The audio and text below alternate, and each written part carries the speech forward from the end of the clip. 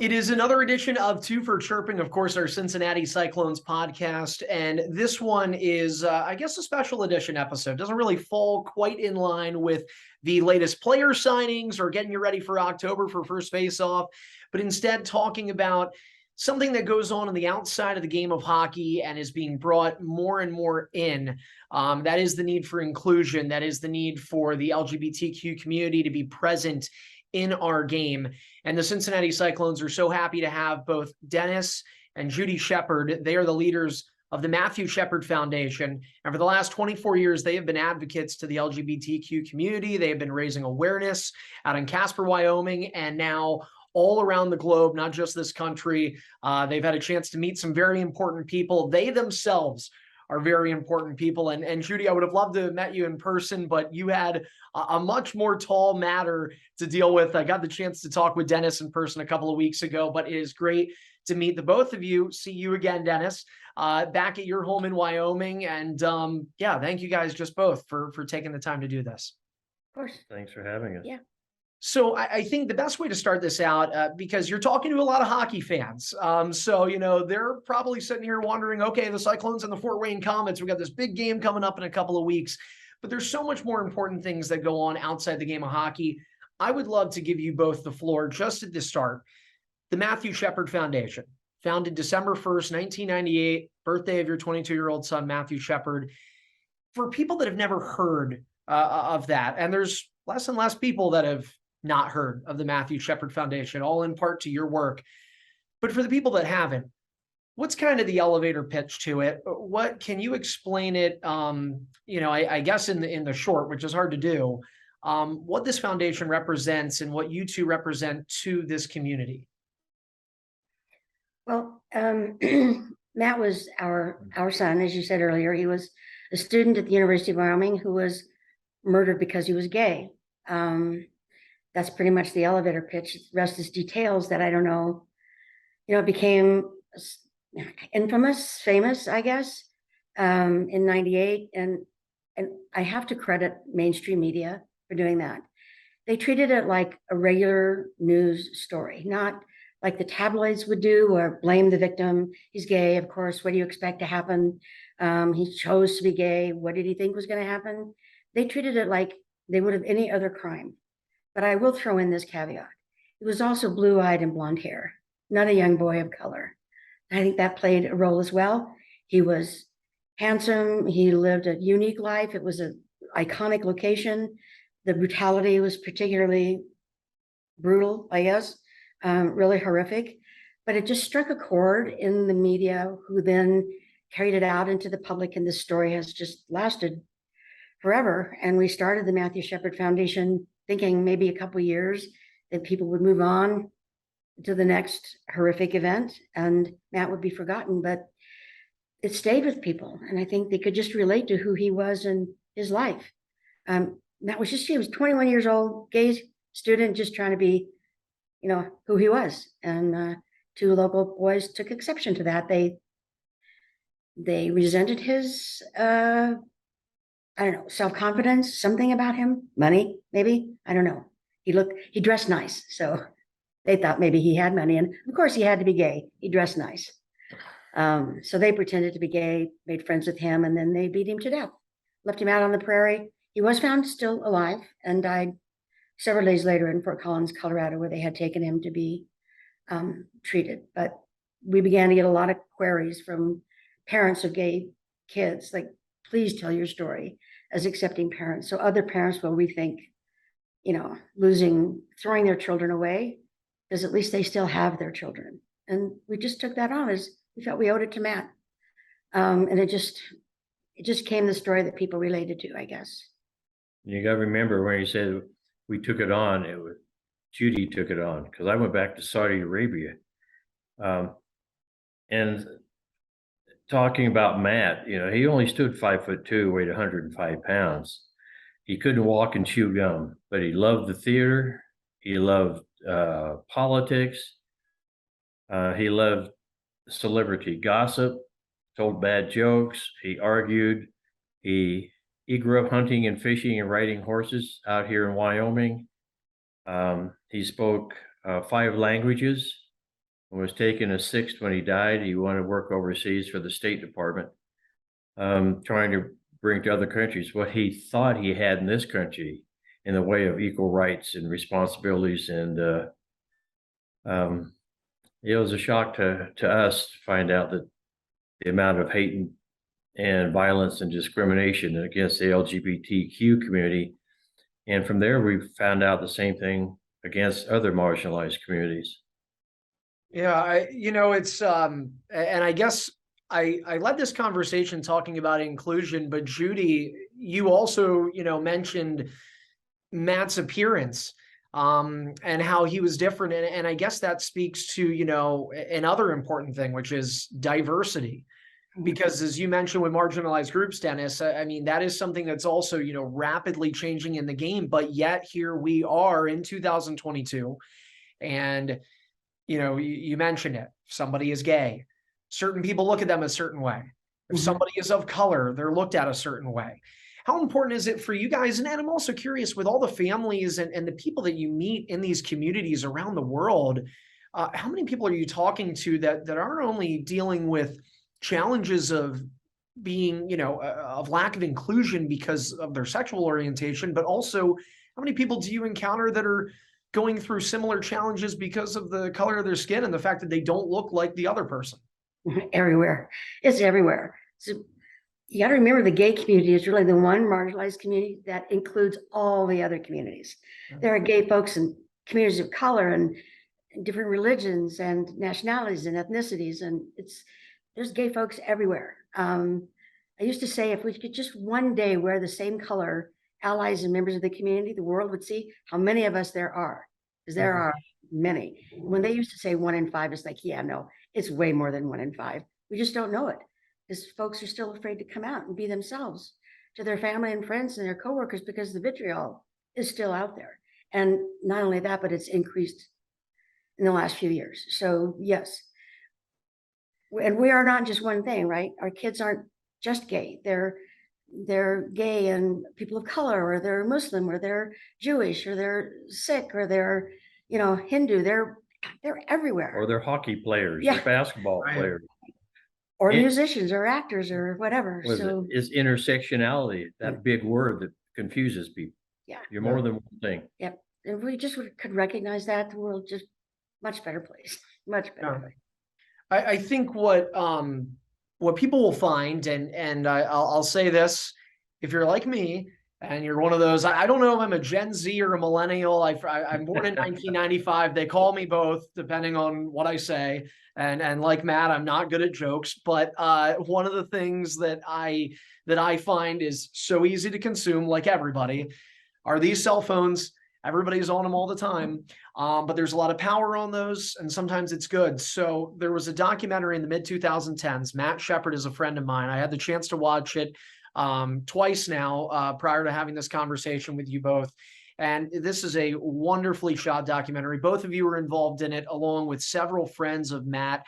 And what is so unique, among the many things that I want to touch on throughout this conversation with you guys, but I want to start with what just jumps out right away. And I'll let everybody know, by the way, if anybody does not already know, you can find Matt Shepard as a friend of mine. Tubi is where I found it, which is free to sign up for. It's a free account. You can go and watch the full documentary on there. It's about 90 minutes. And one thing that just jumps out immediately is what a cool life this kid had. Awesome parents that took him around. He saw some pretty neat things. And you go living in Saudi Arabia with your younger brother and your parents there for work. Dennis, I know obviously you were over there working for quite a while. Also in Wyoming. I know he had traveled to other places, good, bad, or indifferent, but being in a spot like Morocco and elsewhere. I mean, just the experiences to have at that point in your life and at such a young age is so unique. And on top of it, the fact that everywhere he went, there's at least one person that can speak about him. And they all kind of say the same thing, more or less. There's all different stories, but they all talk about how great of a person he is. They all talk about how bright and upbeat he is. They all talk about how he could fit in any friend circle or group, because that's just the kind of person he was. And I think a lot of that has to do with parenting and raising a boy the right way. Can you guys just sort of talk about this adventurous life that you had with both Matt and I believe Logan, his younger brother? Dennis, how do you go from Casper, Wyoming, to Saudi Arabia for work? That's quite the transition. It's called money. And we went over there because when I was here, I was working the oil field and stuff for an oil company, and the company sold out. And I had a chance to go overseas, and the best part about it was here I was covering multiple states, and so I wasn't home very much. And they gave me the promise that, oh, you'll be home every night. So I said, okay, I'll take a pay cut. Let's go. And of course, they lied. I was there about 3 weeks, and then I was gone. But it gave the boys a chance to see the real world and find out that the world does not revolve around America, and that over there, a lot of people are fighting tooth and nail just for a handful of rice to survive another day. And there are no schools for Westerners for high school. Where we lived, I worked for Saudi Aramco. We lived on the compound. They had school up through the 9th grade. But Matt he was a sophomore when we went over. So he had a chance to pick out where he wanted to go anywhere in the world to boarding school. And we finalized on Lugano, Switzerland, which is on the Italian border. So for what he had seen in Saudi Arabia and other places, how people were treated, from the poorer countries who came over there to work, making $1, maybe $1.50 a day, and they'd send all that home to their families so they would survive. He was pretty indignant about the treatment that they got. And then going to school at Tassis in Lugano, all his classmates were from somewhere else in the world. So he had friends from Japan and Abu Dhabi and everywhere.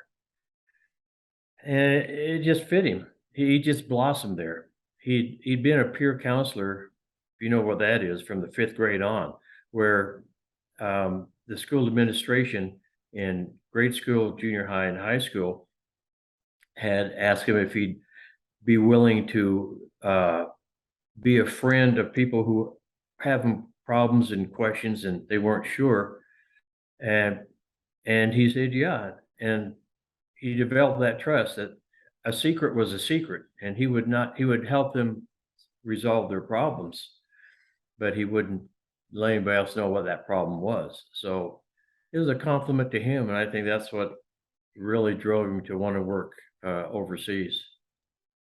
Judy, can I ask you how, as a wife, do you prepare, to all of a sudden, I guess, get a call? And maybe you knew it, maybe you knew something like this could happen, but at what point does Dennis come home and say, honey, we're going to move? And you're like, oh, where are we going? Down the road? You find a bigger house? No, we're leaving the country and going to be pretty far away. How do you handle that? It was,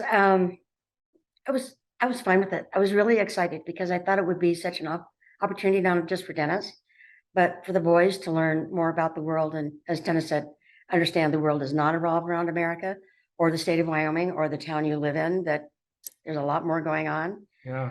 And I just felt it would be just a really wonderful opportunity for everybody. New friends, new experiences. And we're halfway around the world. So if you go on vacation, you're already halfway there. Yeah, you're close to everything over there. I'm not sure what expectations I had before I got there. That's kind of not what I do. I don't create expectations. But we did go to an orientation, and they were the people talking about what life would be like in the compound. And they're like, and your husband's will be home every day for lunch. And all the wives are like, oh no, not lunch, no. But it was essentially country club life for those kids. That everything imaginable, compound completely safe. But remember, that was prior to 2001. It was a whole different world, like after that. So when we were there, it was definitely different, and they were going through some changes culturally on the compound. But Logan made lifelong friends. It's a shared experience. You're never able to talk about with anybody else. Yeah, you still got it. Yeah, so it's it's unique. It's unique. There was never any trepidation. I think our families were more worried about it than we were. Sure. not knowing anything and being so far away, it all worked out fine. In the first Gulf War, that kind of made him nervous. It had just gotten over, yeah. Yeah, so yeah, you just don't know what it's like in a foreign country till you actually live there. But the kids grow up early, because when they start leaving at the age of 14 to go to boarding school somewhere in the world by themselves, they learn how to handle problems, canceled flights, whatever it might be. So yeah, they grow up a lot quicker than they do over here that way. Well, there's something to be said for that. And I've even had some of these conversations. Now, granted, I've never moved out of the country yet. But, in the world of professional sports, relocation is requirements. They're both the same R word. You can't do one without the other. Right. And, one thing that I've said is it's like it's taking a chance on yourself. Like, you have to do it. And the things you'll learn and the things you'll see, even if you just travel around internally in the US, but for you guys to have done what you've done, there's so many beneficial experiences. One of them, and I guess it's knowledge and the power of knowledge. And as you two have grown with the Matthew Shepard Foundation in trying to raise awareness and be advocates for these communities, these marginalized groups, I have to wonder, and Dennis, you mentioned that, after everything had happened, you were still working in Saudi Arabia for a little over a decade. So what did you see, or did you see overseas at any point, those same groups? Did you see people that would come out? Was there anywhere that seemed more welcoming or less welcoming than the United States? And has that changed at all over the years? In some ways it has. Saudi Arabia was very restrictive at the time. The only place you could drive in Saudi Arabia if you were a woman was on our compound. It was built by Americans for Americans, 16,000 people. You had everything there. So if Judy wouldn't go downtown, she had to either take a private limo or ride the company bus. And there's certain things that she had to wear. She couldn't have anything above her elbow in the way of blouses or anything. We couldn't walk down the street and hold hands. That would be lewd behavior, and I could be arrested. And if she did anything wrong, I could be arrested because I couldn't control my wife, which is, thank goodness she went back to the States, because I didn't have to worry about that, because she was always doing something. But yeah, and after 2001, we definitely saw a difference.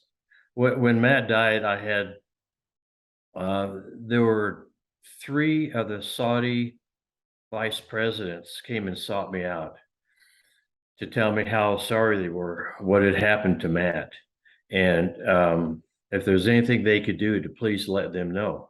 But they were Western educated in Europe and the United States.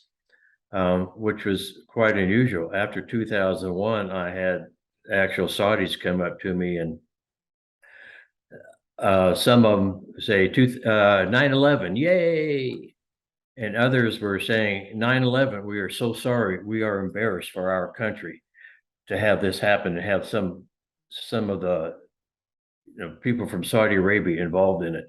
So it's a mixture like you see everywhere, even here in the States. When something happens, some are thrilled about it, and others are very, very sorry.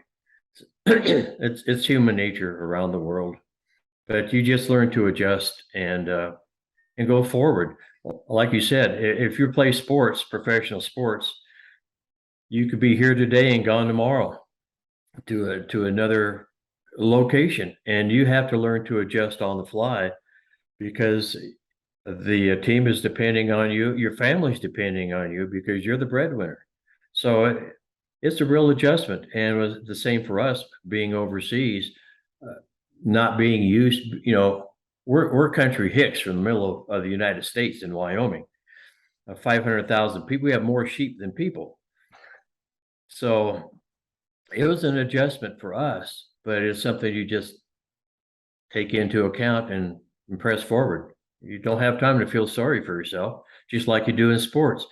If you go in and you put a slam up against the goalie with a shot and it doesn't go in, it goes off the crossbar or something. Oh, well, don't sit there and cuss about it. Get busy and get that puck back and do it again. You don't have time to feel sorry. If you want to know culturally if things changed in those 10 years, the world was pretty much in the same place as the US regarding the gay community, and the massive immigration hadn't really started yet, and it was a much different place then than it is now. Gay communities are more readily recognized, gay folks out worldwide, but there's still pockets of deep hatred and resentment in the Saudi. Culturally, it's very different because the men they express affection to each other publicly. They hold hands and kiss cheeks, and that's just how they're raised, because they're not raised. Boys are not raised with girls; they're raised separately. So it's a whole different way to look at things than, except for the being gay part. But it's just different everywhere. And when we did some work with the State Department and the Obama administration, and now again with President Biden, the gay communities, they're struggling to figure out where they are in the world. And we mostly went to Eastern European countries where they're really struggling with their identity and the influence of the past mythology that still exists in the US about what gay folks are really like.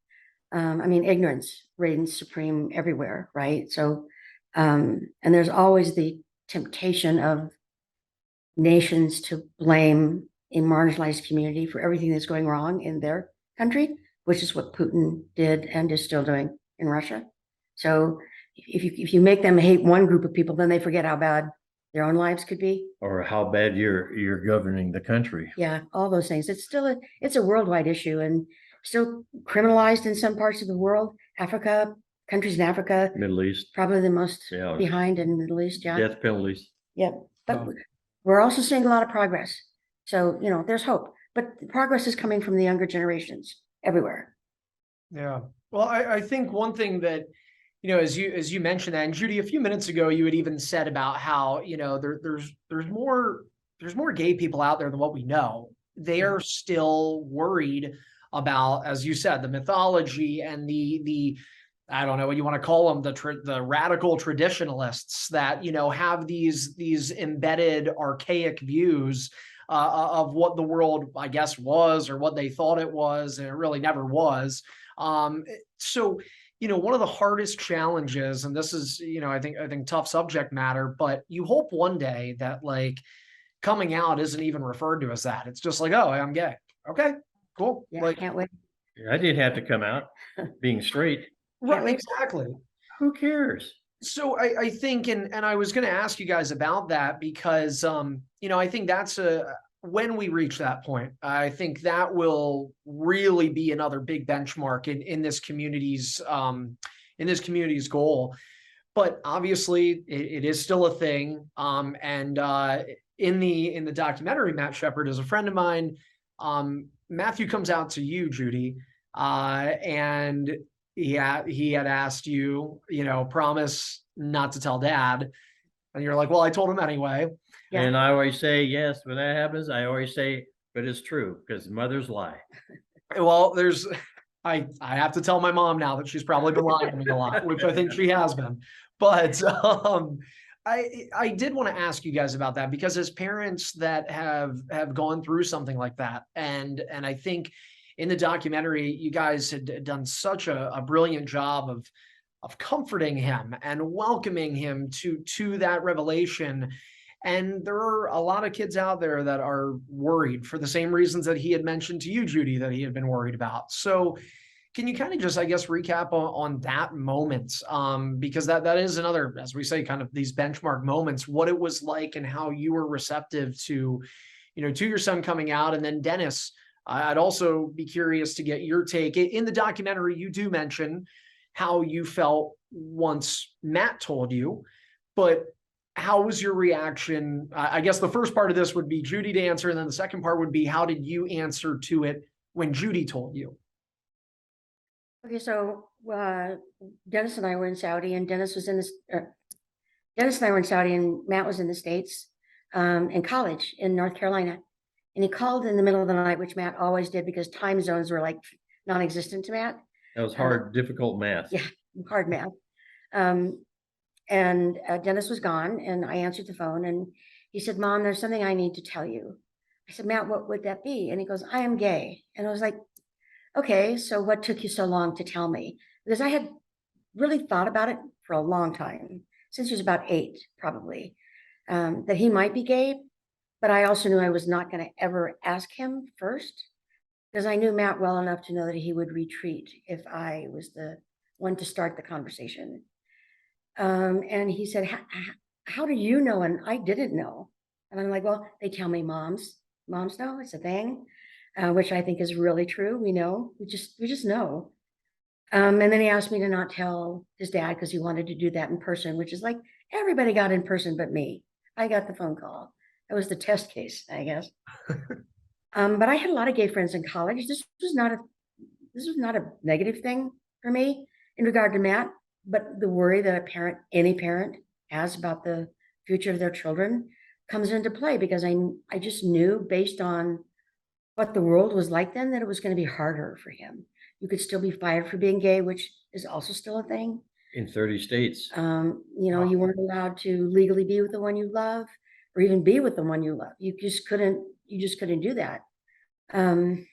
So I guess I was fearful for him, but I agreed not to tell Dennis, mostly because Dennis, and you've met him, sometimes Dennis says things without thinking about the consequence. He doesn't think about it first.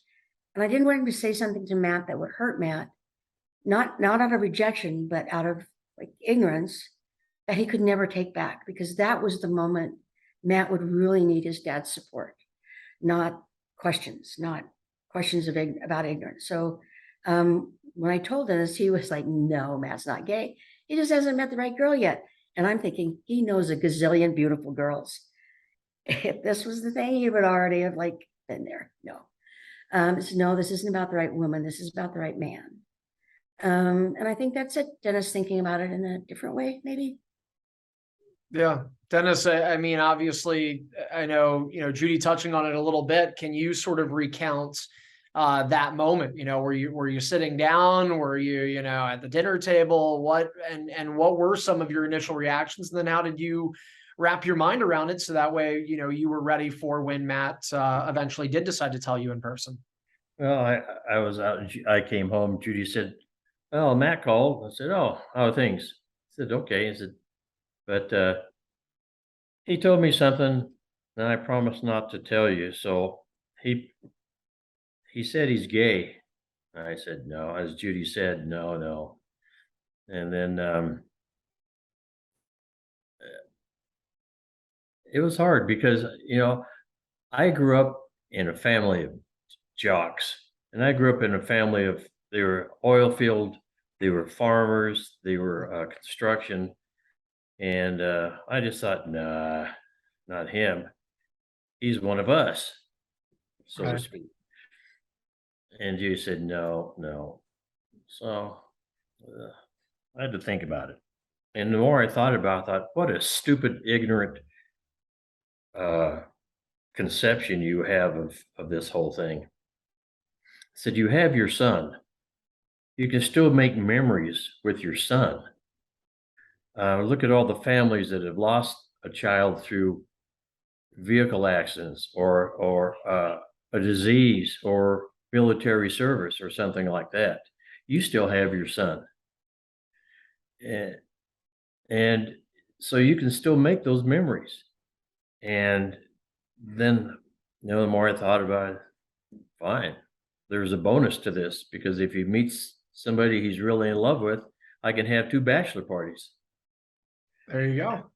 It was okay, because we had, we were pretty ignorant about LGBTQ period.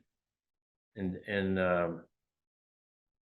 didn't know that much about it, especially when you're in the middle of Wyoming and then you're traveling all over. All you're seeing are construction sites and oil field sites, and then you go over to Saudi Arabia where you don't even talk about it because it's so verboten, so illegal.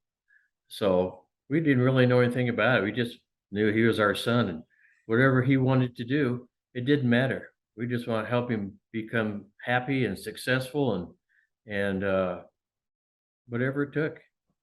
So the thing about Dennis's story that probably you should all know is that of all those workers he was with, miners, oil field, whatever, there were gay people in those groups of people, and he just didn't know it. Everybody in the world works with, has a family member, a neighbor, a best friend that is gay. They know it, and if they don't, they don't. But they all know someone and love and care about someone who's gay. And that's the scary part about here in the United States, where now you can be married. Yay. So let's say you and I get married on Saturday or Sunday. I go to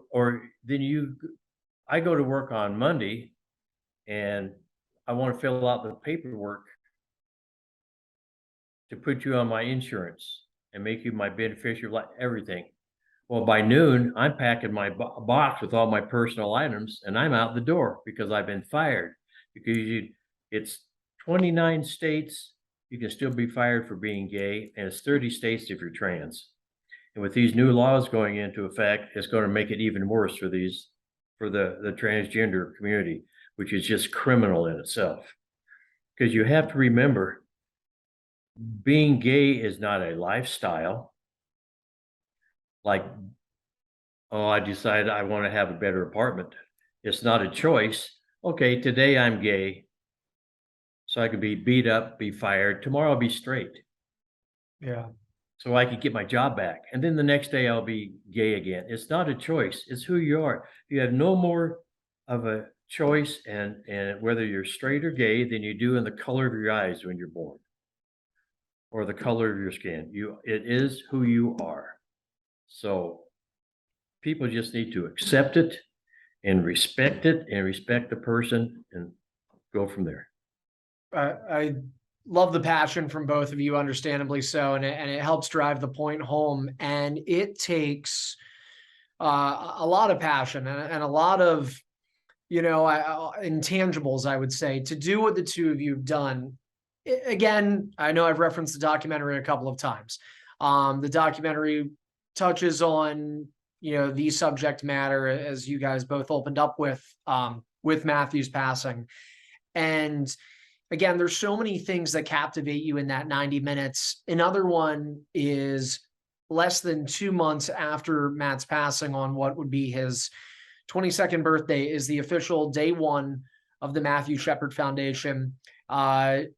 Judy, Dennis gave a ton of credit to you there. And what I am just, I guess, marveled by is you spring to action pretty quick. You're going through something that, no parent ever wants to go through.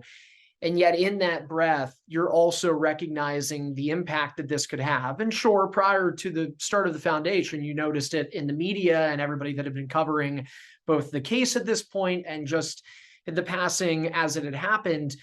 But what was it in you that was able to, I guess, motivate you enough so quickly to be proactive and to not let a couple of years go by, which would have been understood by everybody if you had, but to instead charge ahead, power ahead, and so quick turn this around and say, I'm going through this, but I know other people are too.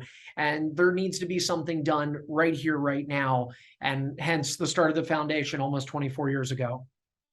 Well, it's just what you said. We were hearing from people from everywhere asking us to please take advantage of this moment in time where we had a voice to tell our story. And maybe other parents would rethink what they had already done with their children, which is like reject them.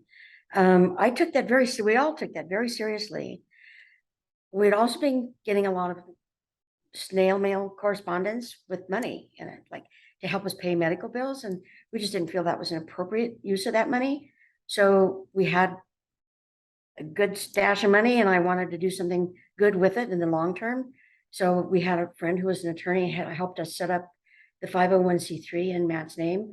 We got the cutest letter back from the IRS that said, it's really wonderful that you have money, but do you have any ideas? What you're going to do with this money? It's like, no, I don't. I have no clue. We satisfied the request, I guess, but we've just operated on the fact that we're here to share Matt's story.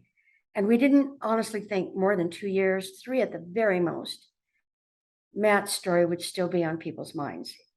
We wanted it to not be relevant anymore, but unfortunately it was and still is, still happening. But we just thought people move on. That's what human nature does. You go from a horrific event to another. You tend to forget about the one, and then there's another. And if I'd known it was going to last 25 years, I can honestly say I'm just not sure we would have taken that path. But it wasn't really about us anymore. It was about everybody else.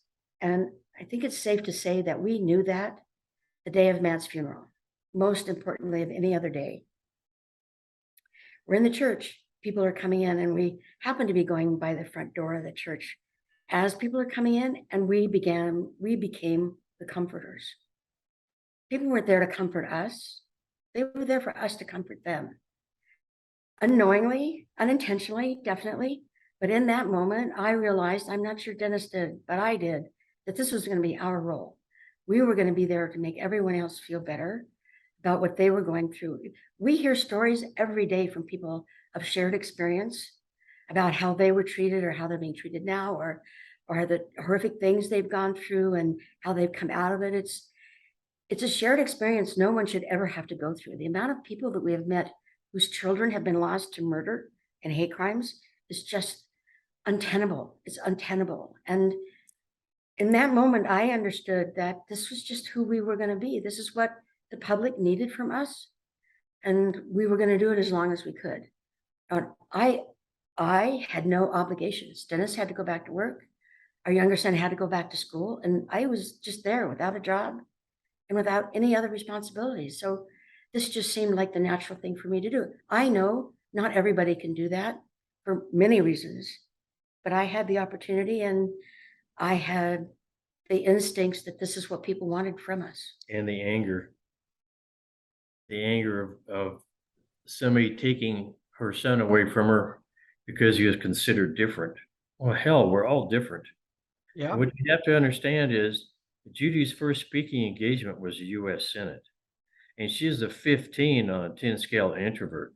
So for her to get out there in public like that and to start talking and going around the country, talking to these kids in high schools and colleges was a major, major accomplishment for her. And she saw the difference between then and now from the kids. Yeah, when I first started doing it, I could see that those kids and the audiences, the colleges, they were scared. They knew what happened to Matt could just as easily have happened to them, or still happen to them. And not just the LGBTQ, but straight kids too, because under the law we'll talk about, but perception is a big thing. Oh, he must be gay, or he must be Muslim because of he's wearing the turban, things like that. So, and their parents that would come with them, they were all scared too. And I just felt like if they could see that I had a mission, that I was on a quest to make their life better, and I was doing okay, that maybe they would be too. So it just became my grieving process, honestly. I needed it. I needed something to do to survive myself. So this became my survival toolkit. I can tell you that both on this call and in person, Dennis had mentioned you were a 15 out of 10 on the introvert scale.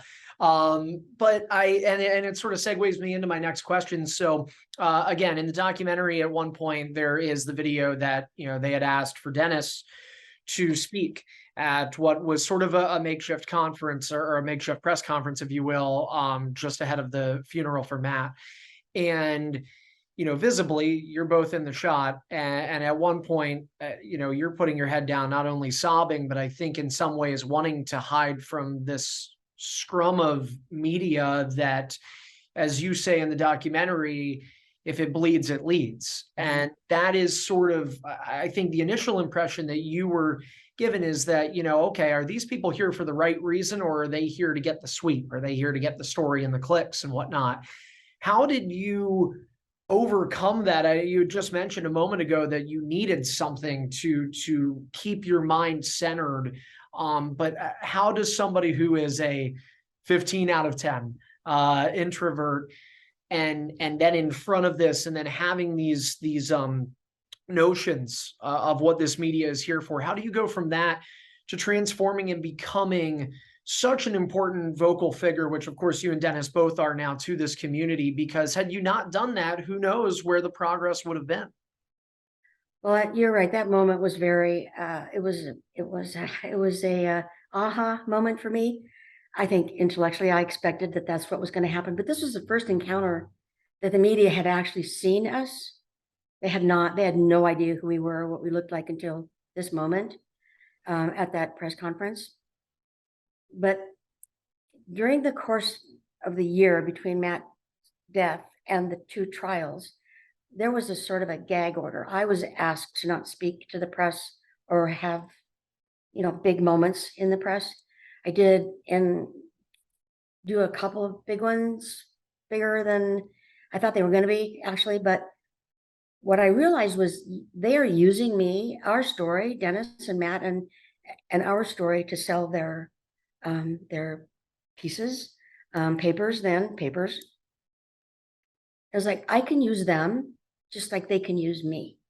So I used them to tell the story of Matt, but the progress that needed to be made as well.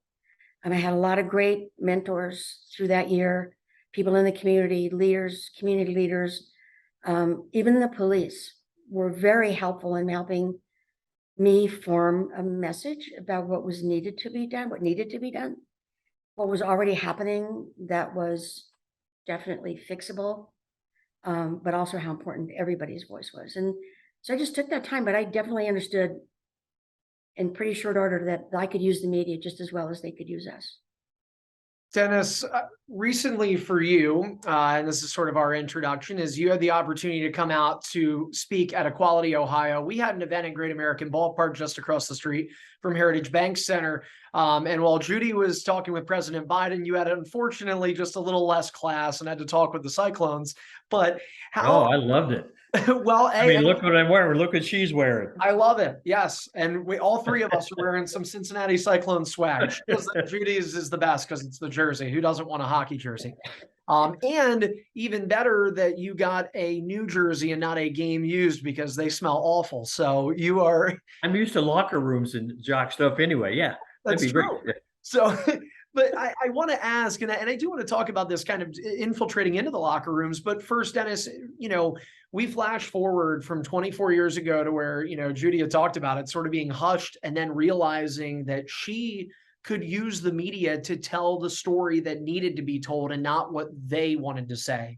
So 24 years later, you're at your umpteenth, 100th, maybe more speaking event where you are a guest speaker, a keynote speaker. What was it like being here, being in Cincinnati, getting an opportunity to be a part of this with not only the Cyclones, but the Cincinnati Reds and so many other organizations? I found it so powerful that after your speech, I had walked you up to the podium, you had done your speech. There was not an eye in that room. And I was in the back of the room after I walked you up. So I had the chance to look around. There was not an eye that was not on you. And then afterward, it was like, we're talking about pro sports. You were like one of the multi-time all-star Gold Glove athletes that had walked through there, because everybody wanted to come up to you. Everybody wanted a photo with you. They wanted to tell you their story and what yours meant to them. I mean, what was that experience like for you? Well, first of all, just the idea that the Cyclones think enough of their local community, not just Cincinnati proper, but the state as a whole, and all the young people in there and all the parents to bring me out just to do that as part of the Equality Ohio event was pretty impressive in itself. And I can't thank you enough and the Cyclones for doing that. But the event, it was so uplifting because it was one of the first times Equality Ohio had been able to get back together after the pandemic. So they were pretty excited about that because it was like a family reunion, seeing everybody. And then they were able to recognize a lot of the activists within the state for what they're doing. I was just thrilled that the Cyclones thought enough of the work that the foundation is doing to have me come out, and that Equality Ohio would be willing to listen to me rant and rave about the lack of equal opportunity for the LGBTQ community from top to bottom. So yeah, it was a great memory, and I'll have it forever. I know both of you have done so many, and I'm looking at the clock. I'm like, how? It feels like it's been 10 minutes, but we're going and going. And so I thank you both so much for your time. I do want to get closer to the end of this, and I want to sort of wrap it up in a way that I think is so relevant. And you mentioned the Cyclones. November 18th of this year is going to be our Shutout The Hate Night. And it's been an annual game every year. The Cyclones wear jerseys. I actually, in the back, let's see if I can grab this and get a better look. But I mean, this is how our logo looks. A bit Great. Cool. So a bit different than the traditional one that Judy, myself are wearing, of course, Dennis with the Americana themed. But this is a night every year where we are trying, and the jersey will have that logo, where we are trying to raise awareness, where we're trying to promote not only inclusion, but diversity, as we talked about in the beginning of this conversation. This is a conversation that has changed around sports. And look, we talked about it before we hit record here. Still a lot of progress that needs to be made. But the NHL has had a player like Curtis Gabriel who has come out and become a huge advocate for the LGBTQ community. Dennis, you mentioned being, raised around jocks and growing up in locker rooms. I'm curious if either of you have seen, talk about the Cyclones. Have other sports teams invited either of you out or both of you out? And have you seen a change? And how important do you think it is in sports? Because, the voices, it seems to be at least, in things like the NFL and the NBA, the NHL, Major League Baseball, those are pretty big voices. They're getting into a lot of homes. A lot of people are watching those things, and a lot of people are still paying a lot of top dollar to go to these sporting events. So how valuable is it to see inclusion and this community and these communities be represented by some of the biggest stars in the world, I guess you could say, when it comes to sports, at least? Well, I personally think it's critical, because not only are you saying that you accept everybody within your community, but you're giving the hopes and dreams of young people a chance to blossom, because they've been pushed down and pushed away so often that to see the sports figures, you talk about the NHL, you've got the NFL, the Raiders, you've got Jason Collins, who was with the Brooklyn Nets. He came out or is playing. He wore number 98, which in honor of Matt, because that's the year Matt died. And all of this, the most important part about it is it helps develop conversation. So you could talk about what these changes are and who these players are, and the fact that they're accepted not only within the community, not only by management, but by their teammates in the locker rooms and stuff. They don't care. They respect the person for being an athlete and helping contribute to a winning season and a winning attitude. And that's important, because that winning attitude then is, as you show on November 18th, that it's a winning attitude, not just professionally, but personally for everybody. And to have everybody start to accept that and realize they're just ordinary people. Right. There's nothing different. They have jobs, they have families, they have hopes and dreams. And who they hold hands with is nobody's business. And you don't have to tolerate it. You don't have to accept it, which we hope you do, but you just have to respect it, because everybody's different. And that's the most important thing. And just accept, and we should be celebrating the fact that everybody's different. And the Cyclones are doing that, and they will be doing that again November 18th. And it's so critical, because it not only brings the young people up as fans, but it brings young people up who are different, that, hey, we are accepted and expected to produce as young people to make this a better place. So congratulations to the Cyclones for doing that. It's so important these days when you see what's happening in so many states against the transgender athlete, the transgender women. When you see what happened in Florida, where there's a transgender man, young man in high school was not allowed to play soccer. And then they say, oh, we made a mistake. We just don't want transgender women. So we'll let you play next year. Well, he's already been outed and people are focused on him now. Right. Or in Utah, where these young ladies were in a cross-country event, and one of them beat the other two young ladies badly.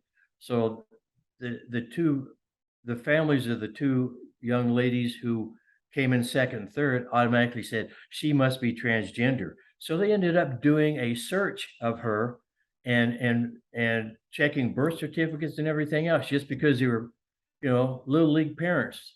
They wanted their child to be perfect and win everything. And how traumatic is that for that young lady who won? Where's the thrill of winning? It's gone forever. This is ridiculous. Just let everybody be everybody. You have some outliers, yes, where they've already matured and then they transition. You saw this in college with the swimmer, but most of them are just young people and they're taking, the estrogen or the testosterone to change, and they're still young enough that when they do, their abilities are equal to the young men or the young ladies that they're competing against. Good for them. They know who they are and they just want to be a part of a team. And it's important. We all know how important representation is, right? To see yourself on TV as a gay person or in the sports arena, when it's really what you want to do, but you see gay folks out there doing it. It's really critical to the younger generation. Unfortunately, we still have the folks who, they're going to scream bloody murder about it because they think gay kids or gay people in general just aren't with it. Experience in Major League Baseball when a player, Ryan Ruby, with the Tampa Bay, some players refused to wear their Pride Night gear. Well, why? Nothing about the gay community affects them at all. Yeah. And the lack of support is it's endemic. It's become so much more vocal in the last few years than it used to be. We were on a really good path. And then we took a hard turn to the right. We'll get back on the right path. But kudos to the Cyclones for sticking to their guns and wanting to do it, even if some of their fans, and I don't even know if they do, but if some of their fans don't approve, it's like, okay, fine. But there is still some controversy about it. And I find that just really unfortunate. I'd like to ask one more question before I let both of you go. And this is one that I'd love for both of you to answer, and probably hard to answer in short. And by the way, we mentioned President Biden. I'd be remiss if I don't mention President Obama and everything that he had done. And I know that you both had the chance to meet with him and be in DC for when he had signed one of the laws in. But, what 24 years ago at a funeral that you two should be mourning and were mourning, people were mourning to you. Judy, you mentioned that. People were looking to you two for comfort when it felt like in most ways it would be the other way around. But so many people needed you. People still need you guys. And when you look at it nowadays, whether it's sports or work or anywhere in life, anywhere in the world, what can people do? What can people do that are allies? What can people do that are part of the LGBTQ community to help with awareness, to see change and be a part of change, not just be a bystander, but to be a part of change? What do both of you feel can happen in the coming years for people to be like yourselves and be known, present advocates that are going to instill change? Well, being an obvious out ally is really critical. The community needs you and your voice because you command more respect when you tell your stories of your gay children or your gay friends, and not identifying them as Danny, my gay son, but just your children, if they happen to be gay, family pictures, just being an obvious supporter, knowing the issues and voting to support those issues and those candidates. And members of the community, you have to tell your stories. You need to be you, and not just for you yourself, but to further the community itself. During the Obama administration, those kids in their formative years in middle school, high school, college, whatever, they saw the world as that administration wanted it to be, which is accepting of everyone. And those kids are not going to give that back.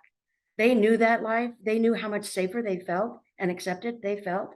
They're not going to give that up. They want that back, and they know how to get it. And that's at the voting booth. That's at the voting booth. And it will come back. It's going to take some time. It always does.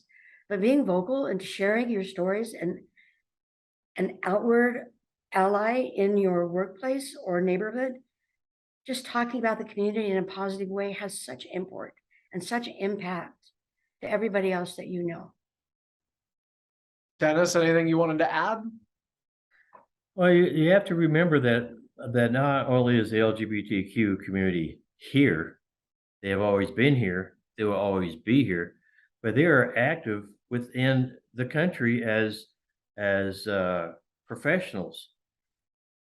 It's been estimated that $1.5 trillion is added to the U.S. economy every year by LGBTQ businesses.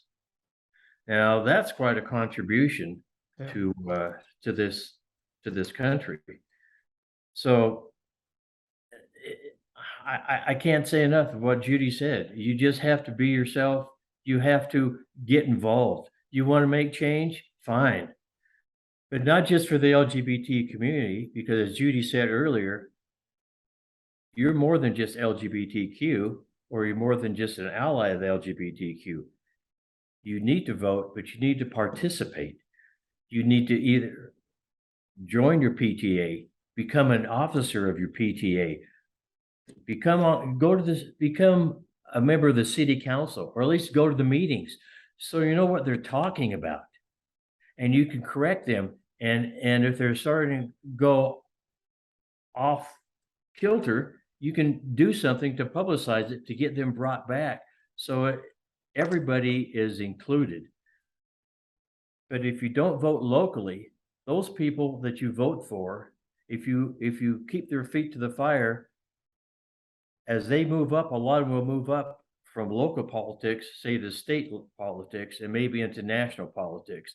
Then you have somebody that you can support because they are believing in what you believe in, and they are accepting of everybody.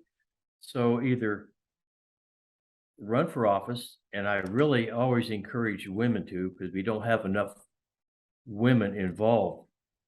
You know, you work twice as hard for half the pay already, but you still need to be involved, because you bring a different perspective to everything that you do. But run for office, or at least participate. Go to the board meetings, go to the PTA, go to the city council, go to the commission meetings, just to see what's going on, so you can stop some of the craziness that's going on now. And I have a little personal rant I'm going to put in here. If public schools were allowed to teach the true history of the gay community, the Black community, the Muslim community, and how much they've contributed to the way the world is today, maybe ignorance wouldn't be so profound. That wasn't even a rant. That was just a great, quick point of information. I could go on, but I don't think you do. The information that both of you have shared with us today is so amazing. And for all the episodes that we've had of this podcast, we're still in our first year and interviewing players and coaches.